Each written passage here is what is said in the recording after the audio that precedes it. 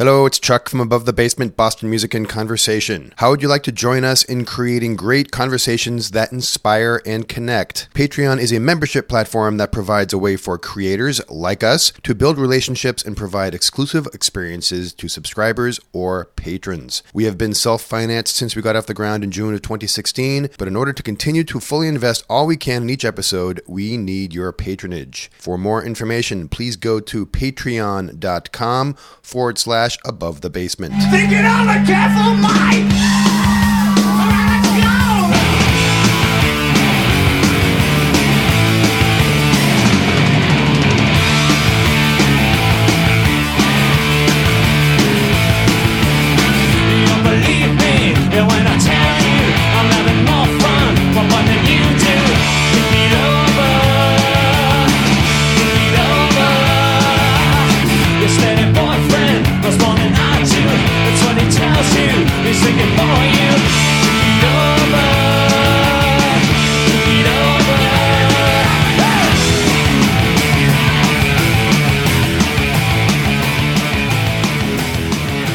Okay, so this is part 2 of our conversation with David Minehan. If you have not heard part 1, go to abovethebasement.com to listen to that one first. Ronnie and I met Sir David Minehan when we walked up the stairs into the wonderful recording rooms of his studio, Woolly Mammoth Sound, and he immediately became one of our favorite people. David is in the seminal Boston band The Neighborhoods that won the very first WBCN Rock and Roll Rumble in 1979, and has toured with David Bowie, the Ramones, and Cheap Trick, among others. He has since been running Woolly Mammoth Sound for 20 years, while also taking time to tour with Paul Westerberg and The Replacements as their lead guitarist. The Neighborhoods just completed recording a new studio album, which we hear might be out this summer.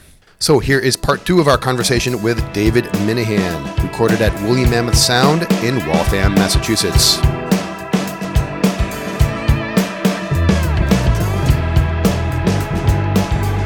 I want to talk about your transition from full-time, well, I guess being a musician being the only thing you do, to deciding to get into recording.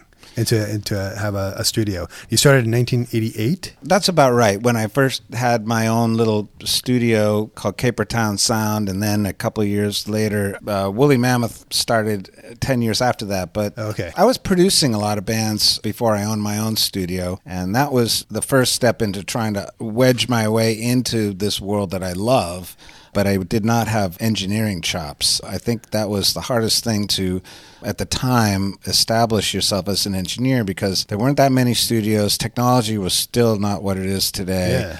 And if you really wanted to know how to do this stuff, you had to spend more and more time in studios and try to see how they do things, listen. And producing was easier for me at first. It's just, I had a pretty good record collection. I loved all kinds of productions, all kinds of bands, and I was a songwriter and a performer to boot, so I felt like I could help bands sort of get out of their own way and achieve the best results. What was the transition from the Neighborhoods? Were you just kind of like not touring anymore? Did you become disenchanted? What was going on? What was the transition there for you? I think that is a pretty easy transition to point out, is that the Hoods had done 13 years of pretty hardcore work, and finally reached the so-called brass ring of being on the major label. And as everyone says, once you're there, it's usually a horror show.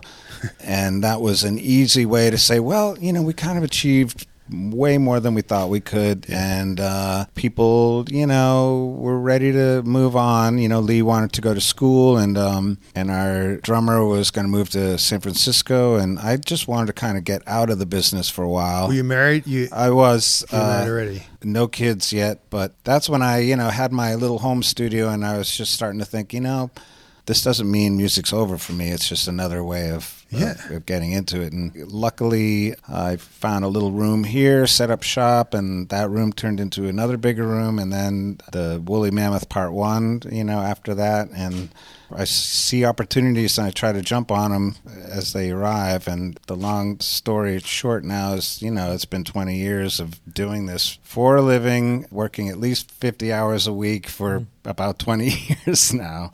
It's crazy. 20 now. And I'm not burnt. I still love it. Well, you're not just doing this, though. How do you mean? You're still a musician. You're still out there and you're still touring. This is your day job. That is true. I find it all one of the same in many ways. But this is your bread and butter. Yeah, and I still feel like we talk the same language, It's still, I feel like I still am them, That's the thing, that when you guys are in here, I feel like I'm in your band. Oh, really? And you're more than welcome. You're an honorary Butler Frog for sure. Good, but you know what I'm saying. I feel like Can you please sing? I'm with you, and we're trying to make this awesome. Yeah, I had that feeling with you, and it was such a treat to be in this world for a little bit of time, And what it makes me wonder about you is, what is it that how many keeps drugs you? Am I really on? That's what you said. Right. It's a lot of caffeine, I'm guessing. 20 years, 50 hours a week with this new chapter of your life, and it seems very, it's not so new. If I may, you seem very fulfilled career-wise. I think music for many of us is sort of like a drug. It's sort of like a divining rod of what makes sense of life for all of us. And when it's at its worst, it's also a great hiding place from the world. Yeah. So what do you think drives you? If you recorded the same type of thing for like 1 month, do you want to keep that same project going and that's what drives you, or is it the diversity? Excellent point. Being who I am and having a name affiliated with rock and punk rock and that kind of thing, if anything, almost worked against my wishes sometimes, because people thought, well, this is just, this guy, that's the rock guy. He's the power pop guy. He's the, that sort of stuff. And it took a long time for that name either to diminish of its, affiliation with that, or just people starting to come in off the street cold. People wouldn't be afraid that I could do a jazz record or a folk record or, some other Americana type thing. Which I love, and thank God it's been all this time a pretty diverse crowd. There were, I would say the majority in the early years were kind of, rockin' bands that wanted to be in the company of someone who was very much versed in their mode. But they know they're dealing with a specialist in that setting, and they're your ears and your brain. Right. But it's interesting to hear that from you, because the more you do with other genres, and it makes you even more of you're an insider but an outsider. And you can have a different viewpoint on exactly classical if it comes in. Yeah. I mean, the jazz thing to me is so important, because some of my favorite artists who might be in rock know that to whip out the switchblade of a jazz run at times is lethal. It's an incredible trick of making everyone just kind of like, whoa, that's so wrong, it's right, But I know there are those who become typecast, who do incredible records. There's the guy in Converge up there in his place in Salem, and I remember that band, the Killswitch Engaged guy out in Springfield, and make incredibly powerful sounding records and successful records. And so people from all over America or even overseas come to do that. It's niche-y, and I think I would have trouble with that if that was my routine day in, day out. But back to, you still are gigging. You went on tour with the Replacements. You've been touring with them. You were a fan of them to begin with. Oh, yeah. So you've been on tour with them for a long, long time. I don't think they're on tour right now. It's kind of done, but there was, from 2013, 14, and 15, it was a pretty busy run. That was just sort of like a cherry on top of the ice cream of a career for me, that here's this band. Now, I toured with Paul in the early 90s on his solo stuff, and and so that, to me, again, it was an extremely rewarding experience, because suddenly I'm not the guy directing all the traffic of the business and playing great songs of this guy who's just one of my heroes, and seeing the world and getting paid for it, and being on Saturday Night Live or Jules Holland shows, or it was just one of those awesome, experiences. You were on Saturday Night Live with Charlton Heston, right? Yeah. Oh, really? Yeah, Moses. That's right. I shook Moses' hand. There you go. How many people can say that? His dressing room was right next to ours, and the best part was in the rehearsals was that, when we first got there for our rehearsals and blocking and checking and stuff, and there were all these Planet of the Apes people standing around. Right. They did the skit, right? And we were like, oh, this is going to be awesome. When was that? What year was that? That was 93 or something. 93? Oh, so a little later than I thought, actually. Yeah. That's amazing. It's amazing, and it was the classic cast at the time. Dana Carvey was on Mike Myers. Yeah. And I remember we were going down the elevator after the show, heading out to the after party, and Charlton Heston was in the elevator with us, talking with his manager, and it was just one of those. I mean, these things only happen when you're in these, hallowed halls of celebrity. But he's saying to his manager, like, well, that ought to show them, and I can still kick up a little bit of action from time to time. I hope we get some calls now, Larry, or whatever his manager's name. It's just one of those holy shit. It was like Moses, a movie in and of itself. This is like Moses' last-ditch effort to get some real work, on Saturday Night Live. Cheap Trick was a big influence for you, right? And you got to tour with them. Yep. What a band. And again, context is everything. But let's remember, for those of us who are just getting a little bored with the big dinosaur bands, here comes this band called Cheap Trick that sounded like the Beatles and sounded like a raucous bar band at the same time, and with songs that were just chock full of great attitude, and they were the gateway drug band for many of us, that you could have it both ways. Yeah. I opened up for Cheap Trick. Oh, did you really? Where? I did, at Franklin Pierce College. Oh, It was 1987. nice. And they came to my college, and I had a band at the time, Equinox. And we got to open up for them. Awesome. It was freaking awesome. We were playing through all their amps, all their black and white checkered amps. Did you meet them? No. They walked by me. That's awesome. It's a great memory for me. Yeah, definitely. Oh yeah. I mean, they. Wow. More so for you. That's I a would band that has really barely ever misstepped, and has been road warriors, and has had the absolute heights of music at their fingertips, and then also see the inevitable downward cycles. And what do? Do you start hating on each other and suing each other and getting all fucked up on drugs, or do you just take it in step and soldier on? And to me, they're still heroes because they keep this authentic thing still going. And they can still shock you. That Madman of Europe song a few years ago, and they just still kick ass. But you also have this amazing story. I don't know if it was you touring with David Bowie or you touring with Tin Machine. Tin Machine. We did a David Bowie opener at Sullivan Stadium, which is Gillette Stadium now, for the Glass Spider tour. But then a few years later, we did go on a 12-week tour with Bowie, his Tin Machine tour across North America. Oh, but there was a story, and I hope I don't mess it up. Wait, what band were you? Just so the people listening. Yes. So this was the with Neighborhoods. The Neighborhoods. This was the Neighborhoods. I hope I'm remembering this correctly, but it was the end of the tour or something. Oh, yeah. And he said that he might come up and join you, or something to that effect. I'll tell the story. Go ahead. It's You amazing. say. So, touring with Tin Machine for the better part of 3 months, culminating to the end of 91 or 92.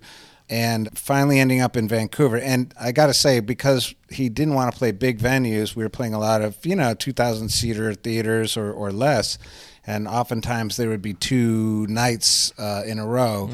So usually after the first night, that means tomorrow's a breeze, no traveling, no sound checks. And, we'd say, hey, Reeves, Bowie, whatever, we're going to do whatever tomorrow if you want to go. And, yeah, cool, man, whatever. And on one occasion, hey, we're going to Tijuana tomorrow if you want to go. And, not thinking much of it. And next morning going to the hotel. And by the time Reeves is in the car and Bowie's bodyguard is in the car, I'm like, hey, Jerry, you coming? Man, that's awesome. He goes, well, David's coming too. And then, spending a day in Tijuana with Bowie, but things like that, going to movies with him. I mean, it was just for this guy who's the Bowie fanatic.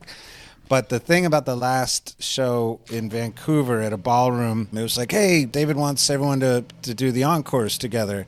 We're like, oh, yes, and so their show ends, and it's the typical madness of people seeing Bowie live in a small venue, and so we all assume positions on stage, and we're starting to run through either some Velvet song, or I think it was a Velvet Underground song, and we had 2 of those, and then we were going to do You Belong in Rock and Roll by Tin Machine. And so we're winding it through, and typical Velvet's thing, it's just really winding till it's time for the man to come on stage, And I'd seen a lot of shows by then, and the encores, you could almost kind of hear the crowd noise and know, it's encore time, and here he comes back on. It had a certain threshold of sound to it. But as we're kind of, winding through this stuff, just on stage looking at, the famous Sales Brothers and my hero, Reeves Gabrels, and suddenly this cacophony of human screeching just happens, and I'm like, what is that? And you turn around, and Bowie had put himself in accurate, iconic Ziggy Stardust wardrobe. Right on stage. Boom. Like, there he is, Ziggy Stardust, the wig, the gold lame, the boots. It was just like, good Lord. I just hope there's some footage somewhere, but the crowd went so insane. It was just, again, one of those moments I'll go to my grave with, deep in Alzheimer's, I will be able to recite this story verbatim. Where was this again? Vancouver. Oh, Vancouver. Yeah. That's fantastic. Insane. That's fantastic. Yeah. And, there's a really great documentary recently, 5 stories of David Bowie, or the 5 different reincarnations of David. From Ziggy to when he did into the 80s and it's really well done. It was really well done. Yeah. But that's so iconic. I've been around a fair amount of celebrities. Oftentimes you start to get used to the human in the celebrity and you start to calm down a little, but every day saying hi to him and looking in those eyes, one with the dilated eye, and just the records I looked at as a kid with those eyes, I could barely control myself inside. No, it's embedded in you, quivering with starstruck reaction. Yeah, I remember the day Freddie Mercury died, and he and I were walking around the venue in Connecticut just talking about it. Really, just sort of like talking about it. Have you heard the vocal only track of Under Pressure? Under Pressure, yeah. I mean, when you just said that, it's just chilling to think about you guys having that conversation. When I think of those 2 vocals and together. Again, going back to what we were talking about earlier in this conversation about how people become so good at just being able to step up and deliver these kind of things, that there they are, those vocals, and I don't think they fussed around with them much, but Bowie had a famous reputation of doing 3 takes at the most for vocals. There's an incredible book called Rebel Rebel that's another obsessive Bowie archivist book of all his recording sessions, what studios he was in, musicians and what era and the context of his phases, and something that comes up a lot is just how that guy just really kind of was able to stand up and deliver these visionary performances in 2 or 3 takes. It was actually on the radio the other day. I was listening to it with my daughter. It is such a difficult song when each vocal comes in and it just kind of change. It's almost like improvised. Yeah, there's a bit of jazz influence. Bowie was a jazz freak. Freddie was a musician of excellent training. Maybe even classical training, if I recall correctly. But so this is where the more you have under your belt, the more you bring to the table in these innovative songs. And that song still gives me chills. It still gives me chills. Well, speaking of innovative songs, there's a new album coming out. For the neighborhoods. Yes, there is. Now, we were in here recording, and you were like, I got to finish this freaking album. We've been working on it for so long. I think it was in 98, right? Wasn't it? 98, yeah. Oh, it's that typical, the cobbler's children have no shoes. It's when you own your own recording studio, everyone else's work gets done first, and there's scraps at best for you to work on your own, That's awesome. But it's done. Tell us about the album. So I know it's a very open-ended question. It is. It's 12 songs of kind of classic neighborhood stuff. We could listen a little if you wanted to some of it. It's very neighborhoods-oriented in its styling. It's kind of writing for the band, which is great. There's a certain demeanor or alter ego associated with us, and I'm happy to say it's still pretty intact, and I'm pretty proud of it.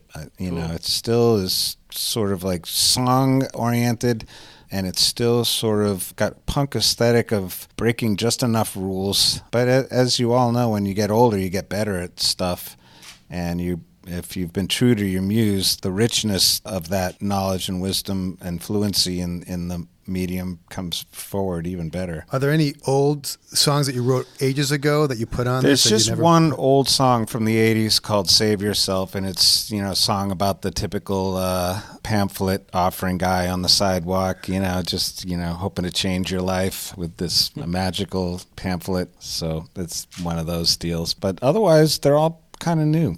who was working the board for you guys when you did it? Well, you have to look right here. So anything you want to complain about is wearing multiple hats. Were you doing some live tracking in the room where you can have some kind of remote? Or? No, basically, unfortunately or fortunately, however you do it, it's these days with adults and all their responsibilities, meaning people are working and hey, I only have time to do this, and I'm going to lay down a click track and a reference guitar and a reference vocal. Oh, my drummer can be in next, Friday night. He's going to play drums for this. Oh, my bass player can, come in and do bass next Saturday night for this. And so it becomes a little bit of a non-linear process, but it eventually builds and eventually, kind of sounds like a band as you sort of start to even off the rough edges and stuff. So, how many years is this in the making? Oh, man, it's like a decade. Yeah. It's because I work too much and those damn kids are in college and,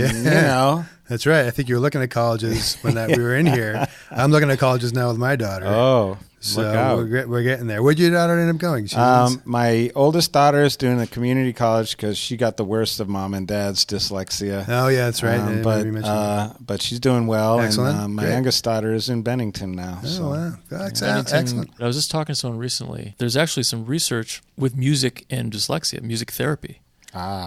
Which is more in the last few years. People have looked at the benefits of certain rhythm techniques for people with dyslexia. Connect the dots for people a little better. Sort of the chunking phrases of words and how it can be helped with music. I don't know all the details, but I think any music knowledge or experience for anybody in those developmental years is only going to have a hugely beneficial return for people as they mature and learn or grow into themselves. As you know, music is it's not just sort of appreciating it and becoming disciplined in it, but it helps you converse with other people. It helps you kind of relate to other people. A lot of my literary leads were out of reading about lyrics and people talking about their favorite writers. If I liked their lyrics, I would find out what their favorite writers were, and I'd go buy those books and read them. I've never heard that before, that concept. Yeah, I mean, of you liking someone's song, the words and lyrics of a song,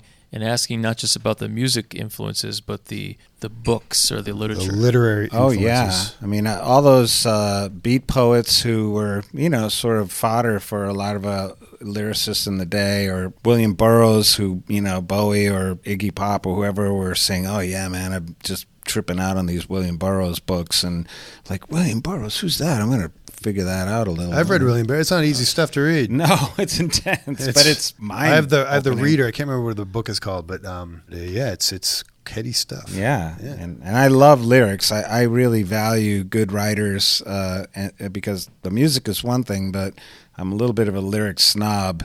They don't have to be, exquisite lyrics. They can be dumb lyrics, but delivered in a really kind of wry way. Yeah. But I think lyrics are an equal part of a song. And I think sometimes it doesn't have to be prolific, amazing lyrics that make you think. You notice bad lyrics more than good lyrics. Indeed. And so the good lyrics they just work. And sometimes if you hear a song that just has some weird or bad lyrics, oh yeah, it's noticeable. Well, look, one of my great pleasures in recording here. I had such a great time. Thank you. And I'll never forget. Like, I remember we did a first take. And I remember looking up at you thinking, how was that? Was that okay? Is that okay? And I was texting. I was texting. But to your credit, you didn't. He was looking up small towns in Maine. I gave you the total opening, like, help us, what are we doing wrong? You were just very, sounds good. And then as you got to listen to us more and more, then you started like giving a little bit more, and lean towards something. You have to be sensitive to people because, most musicians come in here and they're already in a really sensitive, vulnerable state. Yeah. Because if you care about music like we all do, this is like you're bearing your soul and you've got cohorts with you hoping to deliver your vision, and it's super touchy, Yeah. The last thing you want is see I smelled something bad in your face. Yeah. With the guy who's recording this, right? Oh, yeah. I mean, I've been around those people, and, it kills. Yeah, it's a buzzkill, and you just want to accept whatever's unacceptable because you just kind of give up. And I've made recordings as a young man where, I saw that sourpuss look and just thought, okay, all right. Kills your soul. It does. It just stops you in your tracks, and you just want to get out of there. One thing I noticed with the Butler Frogs EP, one thing I noticed about your expertise is that you could tell that I think that David needed to size us up a little bit. You have to know your clients well, obviously. Yeah. You have to know you got to read them. Their personality, but also their musicianship and experience. And we had some great moments in here, but at the end of the day, we're obviously, amateur guys that are putting together music, and you knew that, and you were able to sort of, like you said, be with us on that project. Take us seriously, but also meet us at our level. And I think that's a producer hat right there too. I agree. I put myself in your band, and it's like a group effort at that point. I am not a producer of Svengali who says my way or the highway at all. You have to remember, this reflects on me ultimately too. Right. If something kind of sucks leaving here, or if you guys it wasn't very good, that's not going to do me any good, after the fact. I want all the records that come out of here to be as good as they can be. Well, I mean, I felt protected, but also I felt challenged to a certain extent. So, exactly. So, I would be like, I don't know, what do you think? And you'd be like, diplomatic about it. You could probably do another take on that. Almost like you saying, yeah, Chuck, I agree with what you're saying. That's very good. That's a very good point of what you're saying. Let's do that rather than saying. Chances are the artist knows something's not landing squarely kind of either. Pushing us along and giving us a little nudge, and I appreciated that. It was. I enjoyed it immensely, and again, every band is different. That's the amazing thing about all this is every band is so different. And you see the personalities at work. You see, I always try to defer to the songwriter, the primary songwriter, because it's his baby or her baby, and you hope that what they're looking to achieve is not being sandbagged by someone else in the band who isn't either getting it or wants to kind of throw their ego in on it regardless, and to the disservice of the song. So I'm always looking to the songwriter, and that, in terms of you or Ron's songs, it's like, are we plumbing the right path here, or is something in the way? Because you guys know better than me what you're setting out to do. Yeah, I mean, it's a learning experience too. We appreciate you sitting with us now. So Butler Frogs 2.0, let's do it. It's soon. The Neighborhoods release is going to be when, you think? Well, it's just getting mastered now. The war of what this album will be called is being waged. And then I think we should do a preliminary solicitation if there's any labels that want to put it out. Okay. But I'm hoping, by summer it should be out. And you going to tour? Touring is not really in the cards for us. But, of all the cities we had followings in, and I think we'll make an effort to visit each one of those at least once. You're on the top of my list of a show I need to see. Yeah, where would you want to see it? Where would you want to go in Boston? I'd love to debut the record at someplace like the Sinclair. I love that venue. It's a great place. I think that place is the bomb. Yeah. So summer, maybe drop the album. Yeah. And looking for places to play. And then, is there a website for There is a small one getting started now, and that will have more information soon. It's I forget if it's called hoodsnoise.com or something like that. My drummer's kind of overseeing that. Yeah. Well, I've only seen video of you playing live, and you're a madman on stage. It's awesome. I'm older now. Yeah, you don't look it. You look good. But I do love strapping on a guitar and plugging in. That's a good name for a band. Old Madman. Old Madman? I like it too. Older Madman. No, we got it. We can't wait to see. No, you guys are definitely going to have to be there. And, definitely. We'll cheer this in together, and we'll put in a good word at the Sinclair. I think it's going to be fun just for those who've stuck with us all these decades to, have a little victory lap with us on One More Thing, and then my solo album career will kick in. Exactly. That singer-songwriter, of course it will. Dolly Parton covers, right? I've learned a lot being a Russian troll these last few years, and I'm, ready to start writing political manifestos, political to musicals. Mm-hmm. Yeah, excellent. Right up here in the Mammoth Lodge. Mr. Minehan, or Sir Minehan, gentlemen, thank you very much. It has been a pleasure.